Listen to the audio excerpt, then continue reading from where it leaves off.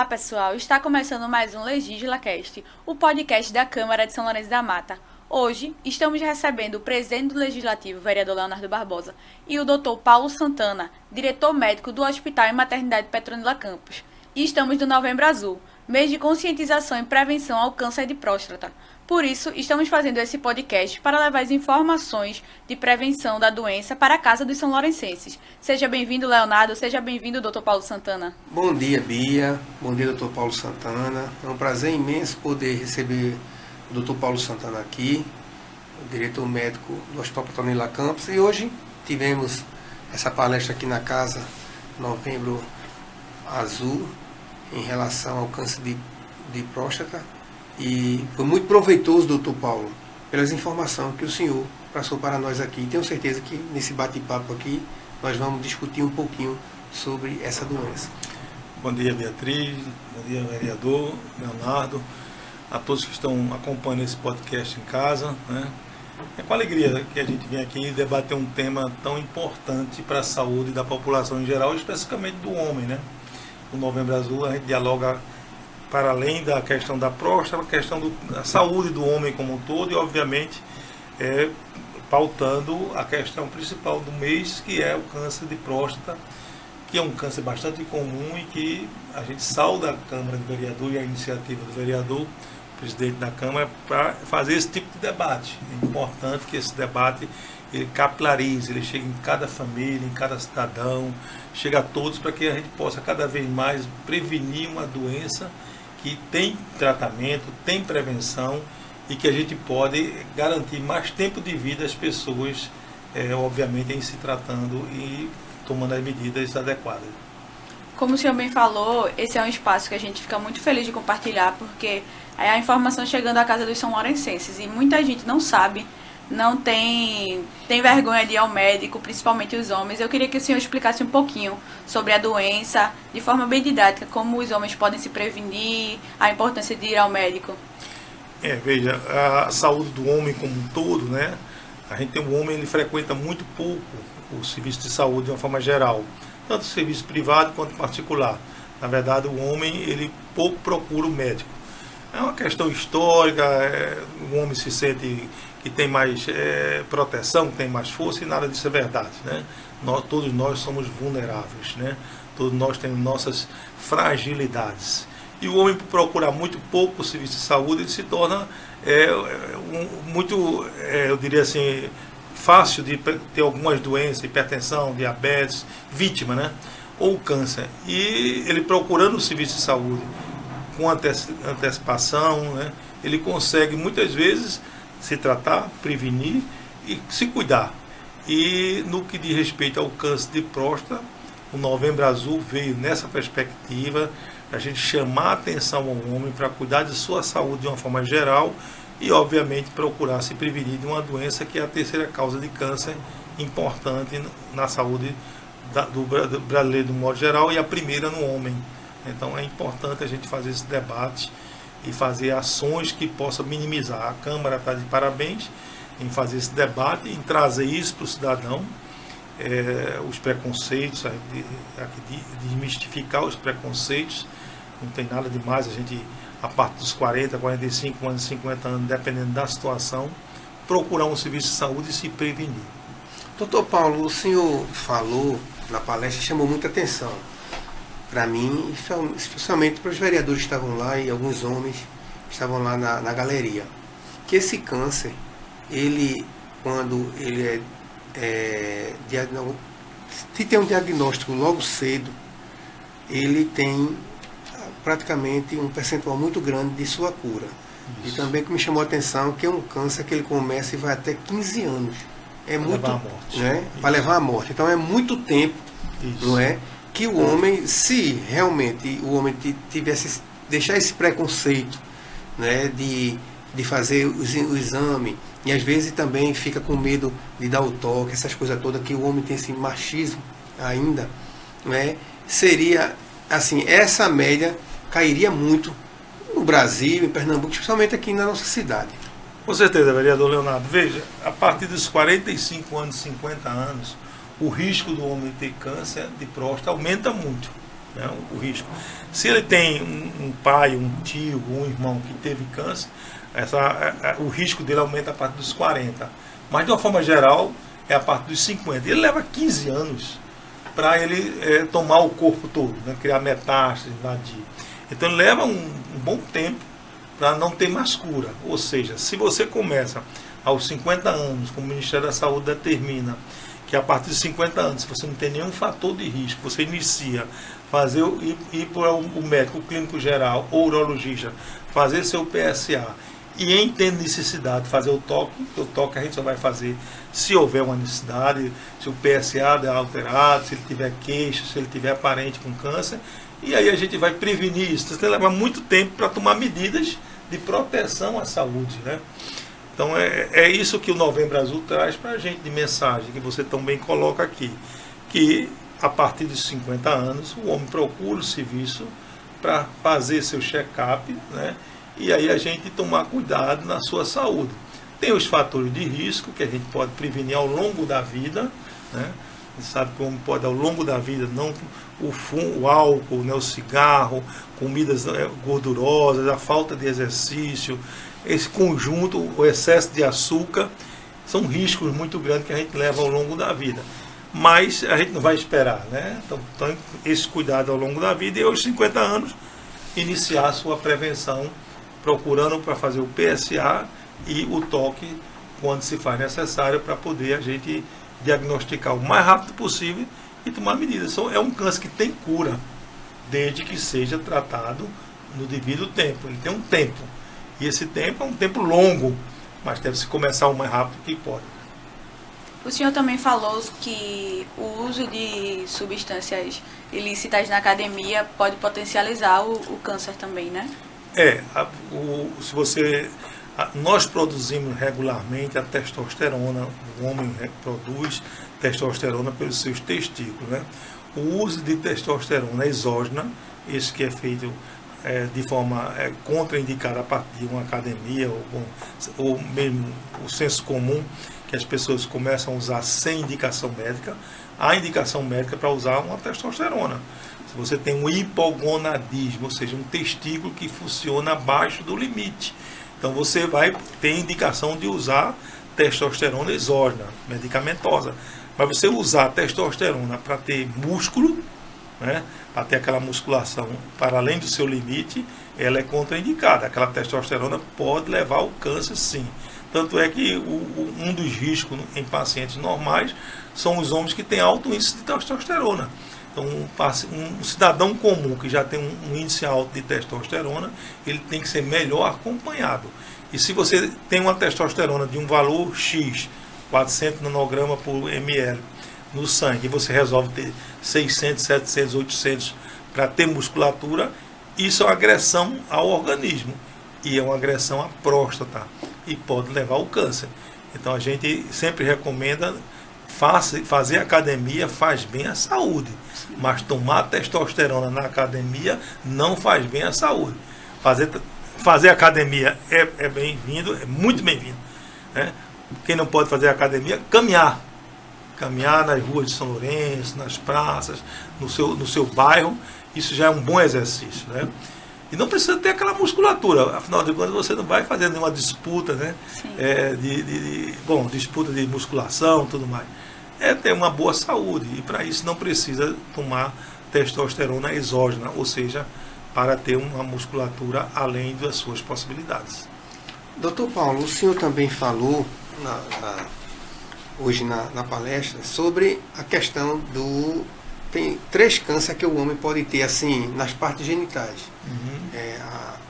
Também tem o de próstata, o de pênis e o testículo. Dá para o senhor diferenciar o testículo e o de pênis que o senhor... Isso. Veja, o de próstata está dito ali na próstata, né? Tem a ver com o álcool, com a obesidade, tem a ver com o excesso de gordura, de açúcar. Todos os cânceres têm essa relação. Bom, ele é próprio da próstata, ou você pode ter um câncer de pênis, que é o segundo mais comum no homem, depois da próstata. O mais comum seria o de pênis, que leva à amputação se a gente não cuidar. Então, para evitar o câncer de pênis, além dessas medidas do álcool, evitar o álcool, o cigarro, a gordura, o excesso de açúcar, ter uma vida mais saudável, a gente recomenda também a higiene do pênis, né? Higiene, que é o lavar-se, né? Você, no seu banho natural, diariamente, tirar o que a gente chama de esmegma, que é aquele cerume que dá na glande do pênis, que tem que ser diariamente lavado, que pode levar ao câncer de pênis, além pode ter o HPV, né? E também levar ao câncer à companheira, a mulher, né? Uma das causas do câncer de colo de útero é o HPV, e a transmissão se dá através da relação sexual com o homem. Existe vacina para prevenir o câncer de pênis, né? Que é a vacina do HPV, já aos 12 anos e aos 9 anos para as meninas, né? Já existe a vacina. E a higiene é fundamental, né? Os judeus, eles têm uma história, uma tradição da circuncisão em Jesus, né? Sabe que Jesus nasce e 6 dias depois ele vai fazer a circuncisão, que nada mais é do que fazer a cirurgia de fimose, né? Que é uma proteção. Agora, você precisa fazer a cirurgia de fimose? Não, né? A não ser que você tenha excesso de prepúcio, ou você tenha a fimose. Mas se você não tem, você tem que fazer diariamente a higiene. A higiene, tirar aquela capinha em torno da glande e lavar o pênis por baixo daquela capinha e tirar aquele cerume, né, que a gente chama de esmegma. E aquilo é um fator cancerígeno de pênis. E que, infelizmente, também é um câncer bastante comum, vereador. O outro é o de testículo, né? Que é o terceiro mais comum entre os homens. Então, primeiro seria de próstata, segundo de pênis e o terceiro de testículo. O testículo também está relacionado a essas causas gerais. Ele não tem, por exemplo, o esmegma, como tem o pênis, nem o excesso de testosterona. Bom, mas tem esses outros elementos que eu falei, o excesso de gordura, de açúcar, né? Ele tem a falta de exercício, o cigarro e o álcool como fatores também determinantes do câncer também no caso, testículo. Vereador Leonardo, em outubro tivemos o Outubro Rosa na Câmara, agora tivemos o Novembro Azul. Como o senhor vê a importância de trazer essas ações para dentro da casa? Eu acho que, Bia, é fundamental essas datas, assim, que o combate ao Outubro Rosa, ao câncer de mama, e também hoje, novembro, ao combate ao câncer de próstata, essas campanhas devem perdurar o tempo todo. O ano todo. Com certeza. É uma data só, assim, comemorativa e lembrada para que aquilo não seja esquecido. A gente tem que continuar com essa prática, né? Isso tem que ser a rotina do ano todo. Exatamente. Então, 1 de dezembro é o Dia Mundial da AIDS, né? Então, dezembro, a gente faz toda uma discussão sobre a prevenção de doenças sexualmente transmissíveis de um modo geral. E aproveita e se discute a AIDS, né? O HIV e a AIDS. Novembro a gente pauta o câncer de próstata. Outubro, como você bem falou, Beatriz, o câncer de mama. Agosto a gente faz a discussão sobre aleitamento materno. Setembro a gente faz a discussão sobre a prevenção do suicídio. Então todo mês a gente faz uma discussão para lembrar aquele tema, mas aquele tema, como o vereador Leonardo colocou, ele é longitudinal, ele deve ser colocado de janeiro a dezembro. E naquele momento a gente chama mais atenção para poder as medidas serem melhores, discutidas, debatidas com a sociedade.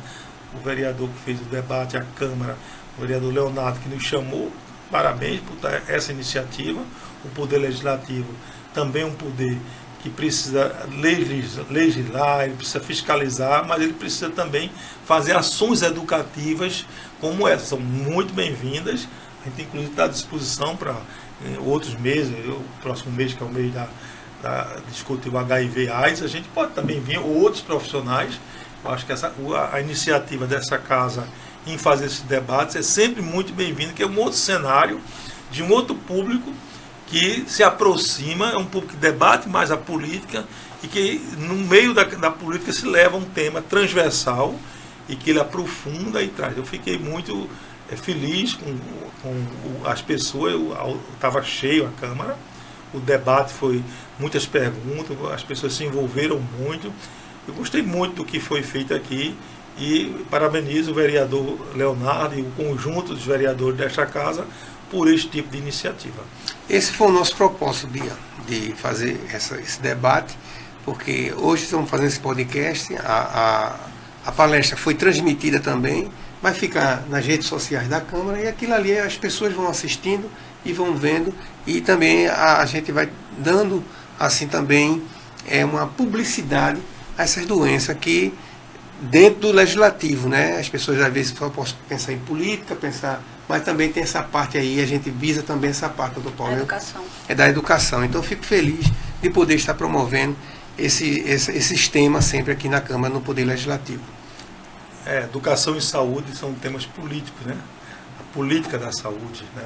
A política da educação, para além da política do legislativo, mas é uma política que o legislativo pode abraçar e é muito bem-vindo, né? A gente sempre lembra aquelas medidas gerais de prevenção, alimentação saudável. É caro? Não é caro a alimentação saudável. Frutas e verduras, legumes, é barato. Lembrar que uma melancia pode ajudar muito a prevenir o câncer. Tomate, né? O próprio alho, a gente usar alimentos mais ricos em soja em vez das carnes vermelhas. O peixe é muito bem-vindo na alimentação saudável, né? Então a gente tem uma série de condutas a ser tomadas. Diminuir o excesso de refrigerante, diminuir o café, as gorduras, nosso churrasco, deixar para uma vez ao ano, né? Chegar ao final do ano uma vez, mas todo final de semana o churrasco com aquele excesso de gordura não é bem-vindo à nossa saúde. Doutor Paulo, o senhor é médico, professor E nutricionista. e nutricionista. Isso. Inclusive o senhor deu algumas dicas ali para a gente ali, de alguns alimentos como o alho, como a melancia, a semente do jerimum. Isso, a Então, semente de jerimum. Eu queria que o senhor desse uma pincelada nesses alimentos aí que tem um benefício à saúde. Todas as frutas vermelhas, aí o tomate não é uma verdura, o tomate é uma frutinha, né? Então o tomate, o cenoura, tudo que for daquela cozinha, né? Tomate, cenoura, vermelhos amarelados, né? Aquele que dá muito lá em Gravatá, como é o vermelhinho, é o morango, tudo aquilo vermelhinho é protetor da próstata. É protetor da próstata. Aí a semente de jerimum, por exemplo, aqui na feirinha de São Lourenço, na grande feira de São Lourenço, né, que eu costumo vir aos sábados ou domingos, a gente tem ali, o pessoal vende o jerimum e tira a semente. E eu vejo muita gente indo buscar aquelas sementes. E é para se prevenir de doenças, principalmente de câncer de próstata, né? Então a gente tem uma série de alimentos, e eu posso pautar ela desde da soja, né? Passando pelo alho, pelos amarelados e avermelhados, como eu falei, o tomate, a cenoura, o morango, mamão, né? Então dependendo da época, e o alho, né? Que são protetores da saúde. Todas as verduras, de modo geral, a quantidade de vitamina que a gente precisa para se proteger é muito pequena. Ou seja, a gente não precisa comer uma tonelada para poder se proteger. Então, de acordo com o preço, a gente vai ali na feira e coloca verduras e frutas na nossa dieta. Se você inicia um café da manhã com 3, 4 frutas, você vai comer menos pão. Bem menos pão. Porque você vai forrar o estômago, como o povo diz, com fruta, como 2, 3 frutas, já deu uma boa fechada ali, já se dá uma protegida. Aí vai comer ali um cuscuz, uma batata, uma macaxeira, que são muito bem-vindas, né? Raiz e tubérculos são bem-vindas. O milho, através do cuscuz, que é alimento muito comum em nossa dieta, é bem-vindo. A batata, o inhame, a macaxeira, a gente tem uma opção muito grande. Deixar o pão para o finzinho, né? E as frutas abrirem o nosso café da manhã. Isso dá uma proteção muito grande e a gente protege muitos tipos de doenças, né? Inclusive e principalmente o câncer. Beatriz, para quem não conhece, para quem não sabe, aliás, Dr. Paulo, ele também é homem da política, né?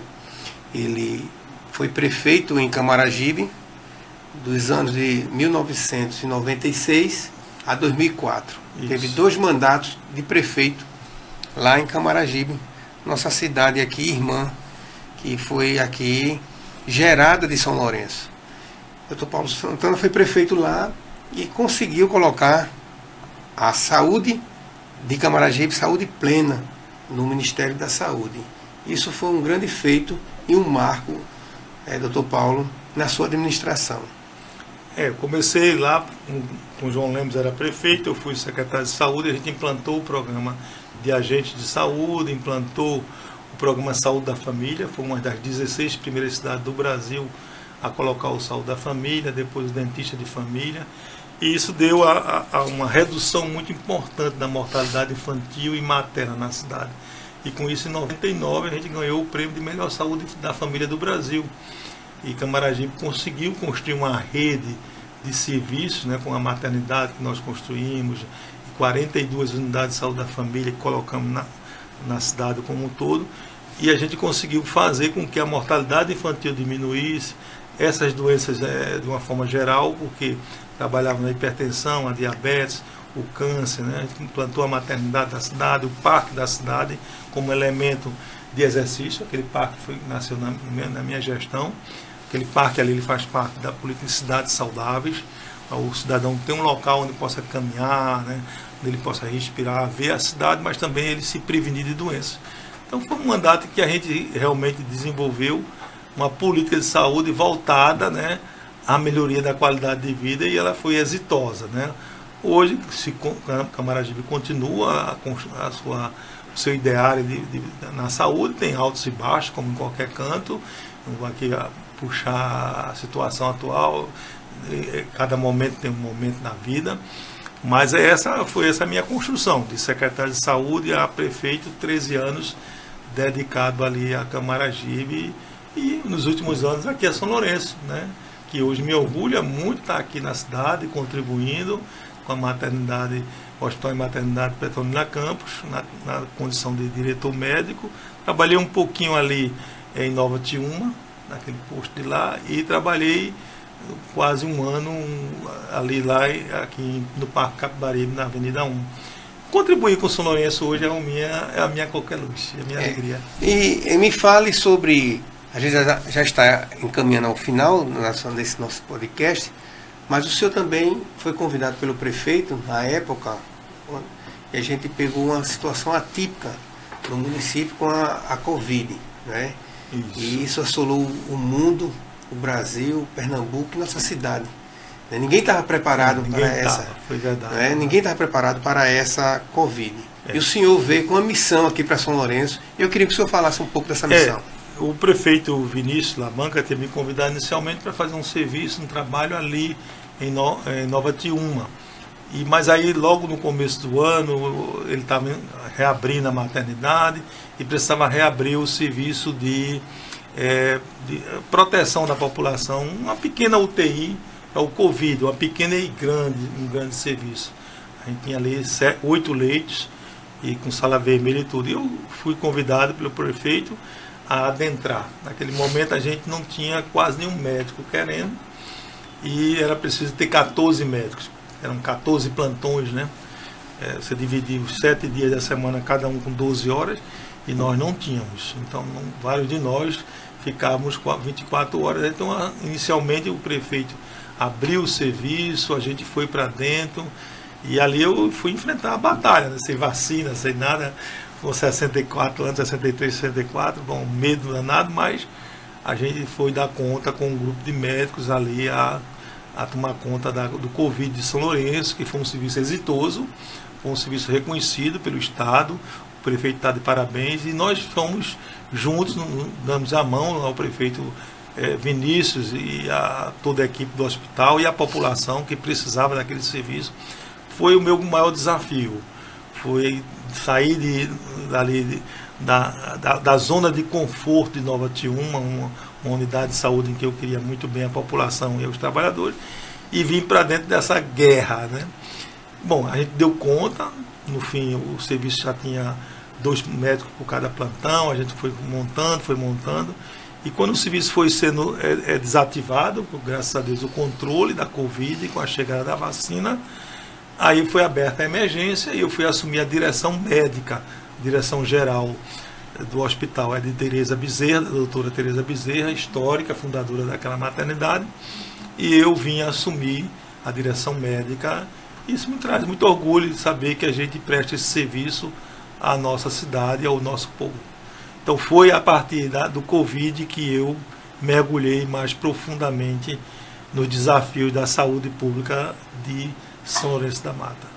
A população agradece, né, esse feito ali no Hospital Petonila Campos. O prefeito Vinícius Labanca, na época, foi muito arrojado, muito arrojado, né, aí, como eu falei, ninguém estava preparado para a Covid, e aí São Lourenço também foi referência na vacinação, quando implantou aqui. Excelente cobertura. Excelente cobertura, foi muito, como eu falei, o prefeito Vinícius teve um desafio grande, e ele passou esse desafio, essa turbulência, muito bem, com as definições que ele teve e as decisões que ele teve que tomar naquele momento. E a gente fica feliz, doutor Paulo, de ter o senhor conosco aqui, e a população agradece por esse trabalho que o senhor vem prestando à nossa população. A gente aqui agradece, doutora Tereza Bezerra e eu, estamos à disposição dos vereadores da população para servir a população, porque nossa tarefa é de serviço, oferecer bons serviços. Obviamente pode ter algum problema ou outro, que sempre a gente tem, mas a gente está lá para resolver problemas, né? Assumir desafio, resolver problemas e carregar junto esse andor, que é oferecer saúde de boa qualidade ao povo.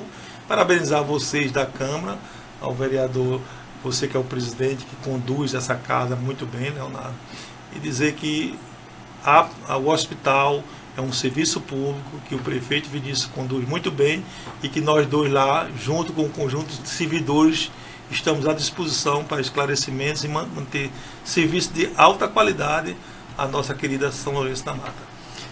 Leve meu abraço à doutora Tereza, à Duda, a Arnon, a Juliana e a Gardênia.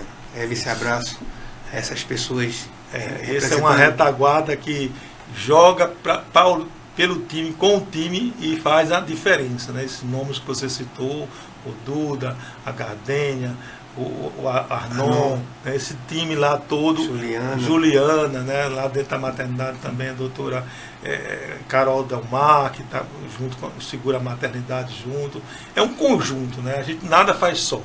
É um dando a mão ao outro e bola para frente, chutando em gol. É isso que a gente faz lá, e esse conjuntão está à disposição de vocês. Gostaria de agradecer a vocês pela presença e pela explicação das dúvidas, agradecer ao vereador Leonardo pela oportunidade e ao doutor Paulo por estar aqui com a gente. Obrigado, Bia, por esse momento, né, de você estar nos promovendo aqui com esse debate. Eu sempre digo a ela, doutor Paulo, ela é muito competente naquilo que ela faz aqui, e está sempre trazendo esses debates aqui no podcast, que tem grande valia para a população da nossa cidade. E eu aqui gostaria de agradecer a sua presença aqui. Foi de muita importância hoje essa palestra ali no Legislativo. O senhor vê que foi uma forma dinâmica, todo vereadores se envolvendo, a plateia se envolvendo, os assessores.